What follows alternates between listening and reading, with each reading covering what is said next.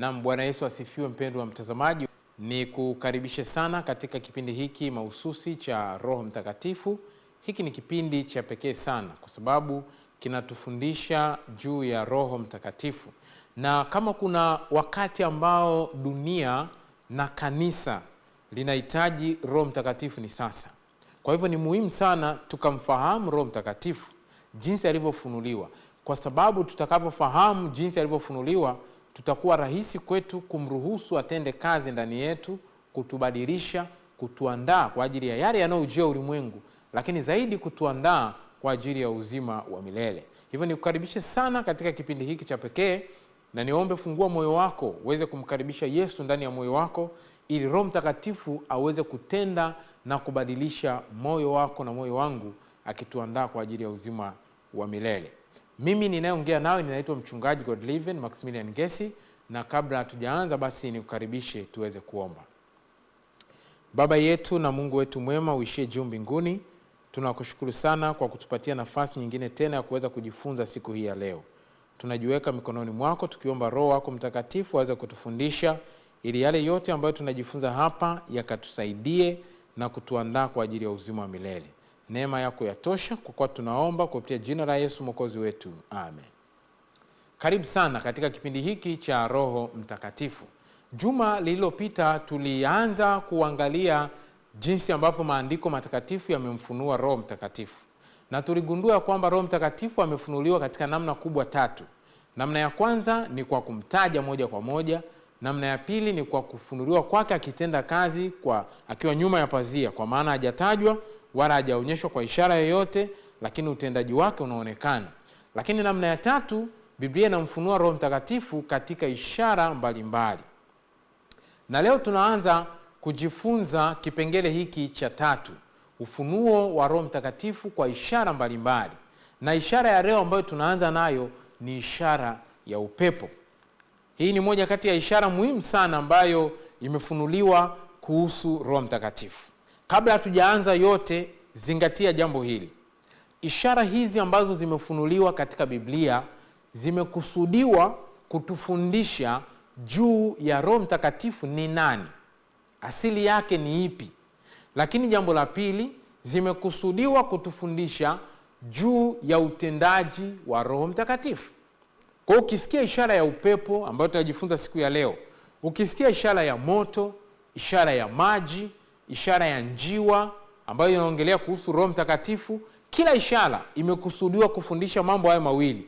Moja, asili yake ni nini, lakini mbili, utendaji kazi wake ni upi. Kwa hiyo unapojifunza ishara hizi lazima uwe na uelewa huo, ya kwamba Biblia inafundisha utendaji wa Roho Mtakatifu na uungu wake kwa njia ya ishara. Na ndio maana maandiko yanaeleza kwa bayana ya kwamba yeye ni nafsi ya kiungu akitenda kazi kama moja ya zile nafsi tatu za kiungu. Sasa leo tunaanza na ishara ya upepo. Hii ni moja kati ya ishara muhimu sana kwa sababu ifuatayo. Yesu Kristo ndiye aliyeitambulisha ishara hii. Ukisoma katika kitabu cha Yohana sura ile ya 3, wakati Yesu anaongea na mtu mmoja anaitwa Nikodemo, alimweleza habari za Roho Mtakatifu.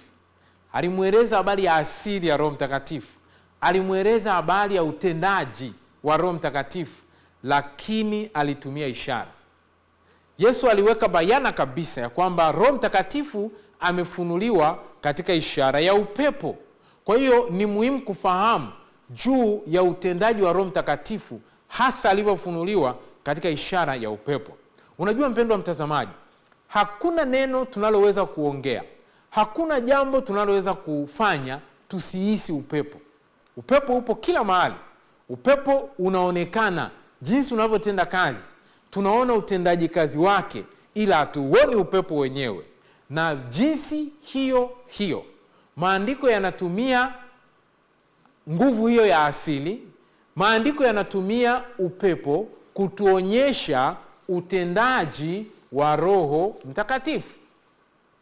Sasa Biblia ikifundisha kwa habari ya utendaji wa Roho Mtakatifu kwa ishara ya upepo, inafundisha juu ya asili yake. Yeye ni nani? amefunuliwaje katika Biblia. Lakini jambo la pili, inafundisha juu ya utendaji wake. Ni kwa jinsi gani Roho Mtakatifu anatenda kazi, na hasa akihusianishwa na upepo. Sasa utasoma hiyo sura yote ya Yohana. Unaweza ukasoma Yohana sura ya 3 kuanzia fungu la 1 mpaka fungu la 8. Pale Yesu anaeleza kwa bayana kabisa habari ya uungu wa Roho Mtakatifu, lakini anaeleza habari ya utendaji wake. Sasa tuanze kuangalia jinsi ambavyo maandiko yanatufundisha utendaji wa Roho Mtakatifu na uungu wake kwa njia ya ishara ya upepo. Biblia ikitumia ishara hii ya upepo kuhusu Roho Mtakatifu, inatufundisha juu ya Roho Mtakatifu aliyepo kote. Roho Mtakatifu aliye kila mahali. Kwa Kiingereza wanasema omnipresence spirit. Sasa kama ambavyo tunafahamu ya kwamba upepo upo kila mahali, hakuna mahali ambapo hamna upepo. Kila mahali kuna upepo, iwe ni baharini, iwe ni nyumbani, iwe ni kanisani, iwe ni wapi. Kila mahali kuna upepo, angani kuna upepo. Kila mahali kuna upepo. Na kwa njia hiyo hiyo, maandiko yanatufunulia juu ya uwepo wa Roho Mtakatifu ambapo upo kila mahali. Ndio maana akitumia ishara ya upepo, anaonyesha ya kwamba Roho Mtakatifu yupo kila mahali. Hakuna mahali ambapo yeye hayupo. Kila mahali. Na hiyo ni sifa ya muhimu sana ambayo inamfunua yeye kama Mungu, kwa sababu Mungu ndiye mwenye sifa ya kuwepo kila mahali. Biblia inaweka bayana kwa habari ya uwepo wa Roho Mtakatifu wa kila mahali katika kitabu cha Zaburi sura ya 139 na mstari ule wa 7. Neno la Mungu linasema, niende wapi nijiepushe na roho yako? Niende wapi niukimbie uso wako? Maandiko yanasema ya kwamba hakuna mahali utakapoenda Roho Mtakatifu asiwepo. Hakuna mahali utaenda ujiepushe na uso wake. Ukisikia kujiepusha na uso wake, ni kujiepusha kwa uwepo wake. Yaani jinsi anavyoweza kutambua ya kwamba yeye ana utambuzi wa kila mahali, yupo kila mahali. Sasa ukisoma yale mafungu yanayoendelea pale chini, anataja iwe ni kuzimu, nikienda pande za mwisho za nchi, nikienda mbinguni, iwe ni katika dunia, kila mahali Roho Mtakatifu yupo. Ndiyo maana Biblia inatumia ishara ya upepo kutufundisha ya kwamba Roho Mtakatifu ni Mungu, maana yeye yupo kila mahali. Kama ambavyo upepo upo kila mahali, vivyo hivyo na Roho Mtakatifu yupo kila mahali. Kwa hiyo yeye inatufunulia kwa bayana juu ya uungu wake, maana hakuna kiumbe mwenye sifa ya kuwepo kila mahali. Ni Mungu peke yake ndiye mwenye sifa ya kuwepo kila mahali. Tena kwa wakati huo huo, nikupe mfano. Yeye akiwepo hapa Dar es Salaam, wakati huo huo yupo Marekani. Wakati huo huo yupo Kenya. Wakati huo huo yupo Canada. Wakati huo huo yupo China. Hiyo ni sifa ya kiungu. Hakuna mwanadamu mwenye hiyo sifa, wala kiumbe yoyote mwenye hiyo sifa. Hata Lucifer, shetani mwenyewe, hawezi kuwepo kila mahali kwa wakati huo huo. Hii sifa ya kuwepo kila mahali kwa wakati huo huo imefunuliwa katika watatu wa mbinguni: Baba, Mwana pamoja na Roho Mtakatifu. Na kama ambavyo tunajifunza Roho Mtakatifu, fungu ni hilo. Zaburi 139 fungu la 7 na la 8. Anasema, niende wapi nijiepushe na roho yako? Niende wapi niukimbie uso wako? Kwa lugha rahisi, Roho Mtakatifu yupo kila mahali. Kama vile upepo upo kila mahali, vivyo hivyo na Roho Mtakatifu yupo kila mahali. Hilo ni jambo la kwanza ambalo linafunua juu ya uwepo wa Roho Mtakatifu, na ikimfunua kwa ishara ya upepo. Jambo la pili, Biblia inapotumia ishara ya upepo kumfunua Roho Mtakatifu, inatufunulia ya kwamba Roho Mtakatifu ndiye mtoa uzima. Yeye ndiye anayetoa uzima.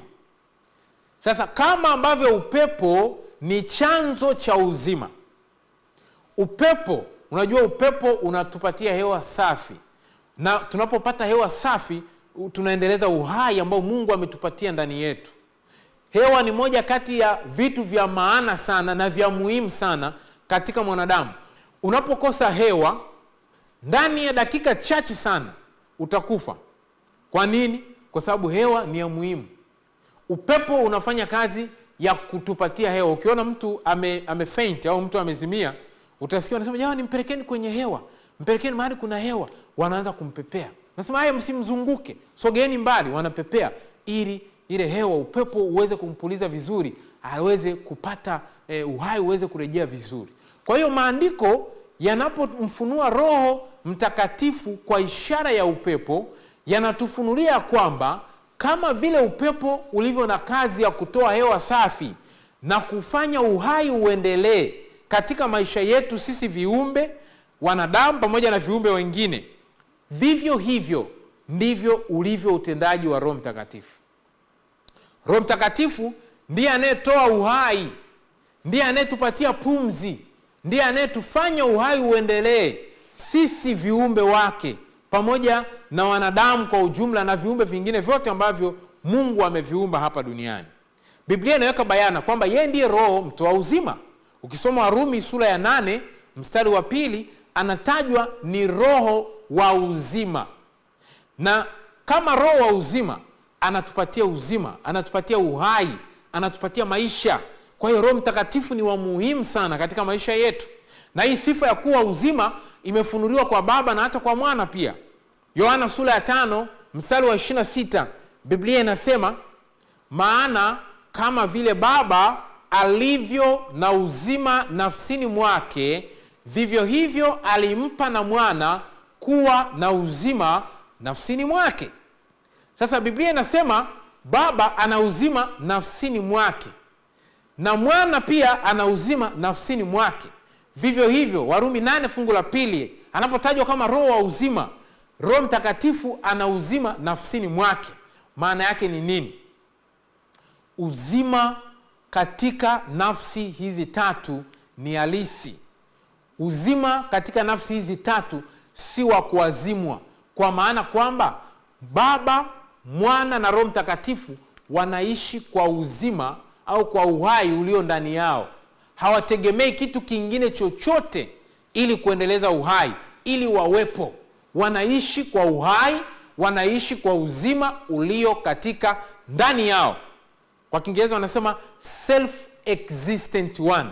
Yeye anajitegemea katika uhai.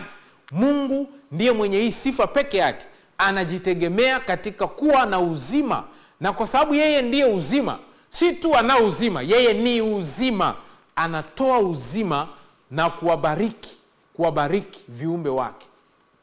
Viumbe vyote, tangu malaika Gabrieli na malaika wote wa mbinguni na wale wazee 24 na viumbe ambao hatuwezi kuwafahamu walioko mbinguni katika sayari ambao hawajaanguka na viumbe walioko hapa duniani, wanategemea uhai na uzima kutoka kwa Baba, kutoka kwa Mwana, kutoka kwa Roho Mtakatifu.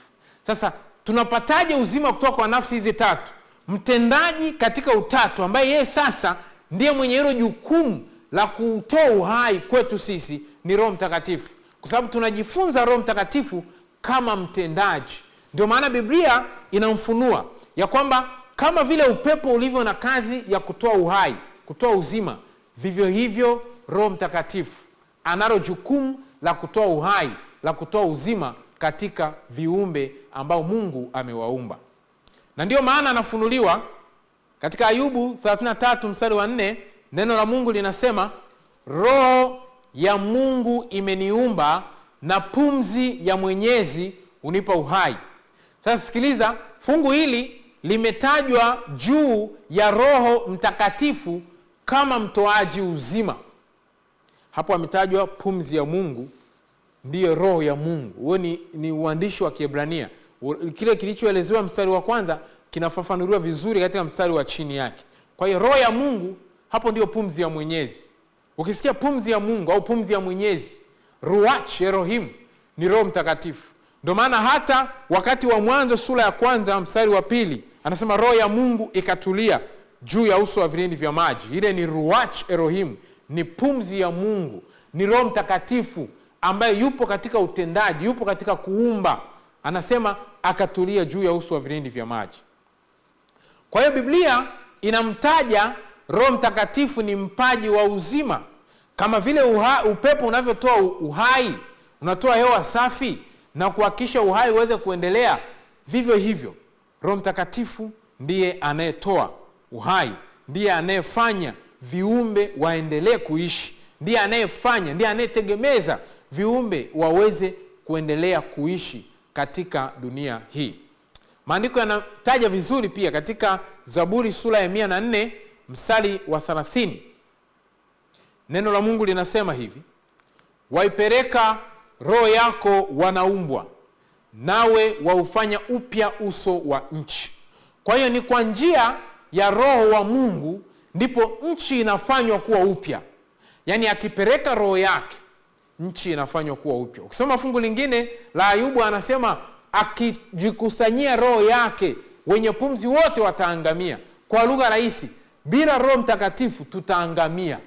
Sio tu kifo cha kiroho, hata hiki kifo cha kawaida. Kwa sababu mtegemezaji, mtoaji wa uhai katika maisha yetu, katika utendaji wake, Biblia inamfunua ni Roho Mtakatifu. Matendo ya Mitume sura ya 17 na mstari wa 25, neno la Mungu linaweka bayana kuhusiana na Roho Mtakatifu anavyotoa uhai kwa viumbe wake. Biblia inasema, kwa maana ndiye anayewapa wote uzima na pumzi na vitu vyote. Sikiliza, ili fungu linamuonyesha Mungu kama anayejitegemea. Kusoma fungu la 24 anasema, yeye ndiye Bwana aliyeumba mbingu na nchi, ategemei mwanadamu wala ategemei kitu chochote, isipokuwa yeye ni mpaji. Hakuna kitu ambacho kinaweza kufanywa ili kumtegemeza Mungu. Mungu anaishi kwa uhai ulio ndani yake. Biblia inasema yeye ndiye mpaji. Anatoa nini? Jambo la kwanza, anatoa uzima. Jambo la pili, anatoa pumzi. Jambo la tatu, anatoa vitu vyote. Hivi vimetajwa kama vitu ambavyo Mungu anavitoa katika viumbe wake. Anatoa pumzi, anatoa uzima, anatoa vitu vyote unavyovijua na usivyovijua. Sasa Roho Mtakatifu anapofunuliwa kwa ishara ya upepo, maandiko yanamfunua ya kwamba ndiye anayetoa uzima, kwa sababu upepo una kazi ya kutupatia hewa safi, na hiyo hewa safi inaendeleza uhai katika maisha yetu. Na hivyo hivyo Roho Mtakatifu yeye anatupatia hewa safi ya kimbingu. Yeye ndiye anayetufanya tuendelee kuishi, si tu uhai wa sasa, lakini anafanya katika kutupatia uzima ule wa milele. Kwa hiyo yeye ni mtoaji wa uhai, ndio maana anafunuliwa kwa ishara ya upepo.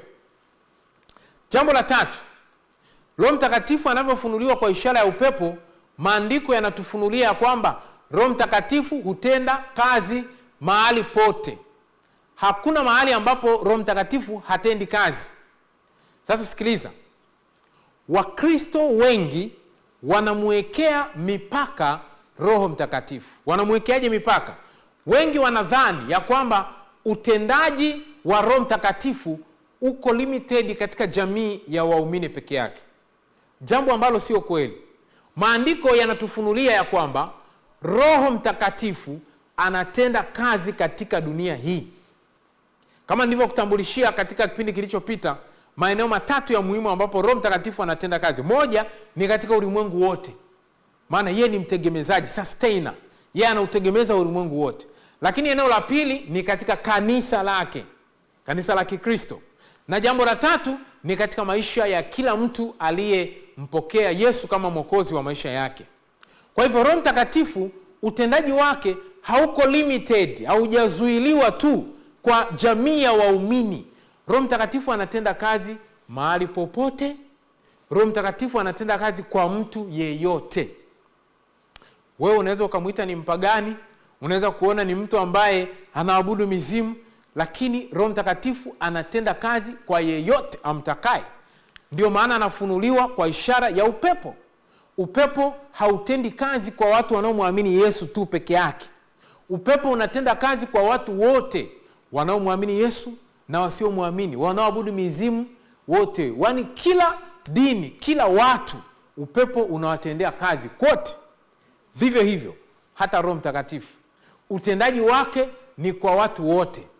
Ila sasa anapotenda kwa watu wote anakusudi hili. Sikiliza, anapotenda kwa watu wote anakusudia watu waitikie wito wake, na wakiitikia wito wake wampokee Yesu kama mwokozi wao. Ndio maana utaungana na Paulo katika Wakorintho wa kwanza 12, anasema hakuna mtu anayempokea Yesu Kristo kama mwokozi isipokuwa amejaliwa na Roho Mtakatifu.